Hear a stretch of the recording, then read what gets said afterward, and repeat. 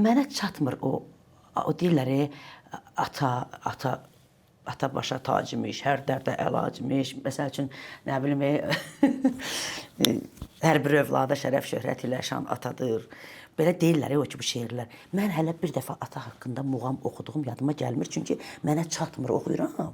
Elə bir qəzəli oxuyuram da ki, bunu muğamda oxuyum da. Baxıram ki, yox, axı elə deyil axı. Bildin? O his məndə yoxdur. Hə, yoxdur, oxuyamam. Amma mən ana muğamı oxuyanda toyda amma ağlayır. Sonra da durub rəqs eləmirlər. Axırda özüm peşman oluram, saxlayıram. Şəmanlar oxuyuram. Durub oynamırlar da, baxırsan ki, elə hamı, elə yenə də qulaq asırlar. Axırda saxlayıram, deyirəm, cəmaət. Bəs kim mənlə rəqs eləyəcək? Özüm gedirəm, bir bunlar turğuzuram, rəqs elətdirirəm ki, yəni ananı hiss eləyirəm deyə o qədər, yəni onu içdən hissiyatla oxuyub çatdırıram ki, anası olmayanlar və yaxud elə olanlar da ağlayırlar da, yəni. Amma atanı mən elə çatdıra bilməyəcəm, ata muğamı oxusam. Ona görə mən heç ata haqqında heç bir söz bilmirəm. Bəzən istəyirlər, ata bir dənə ata seyicahı. Deyirəm ki, qurban olum. Görüm çox dəyişmir, onda bunu açıqlayıram.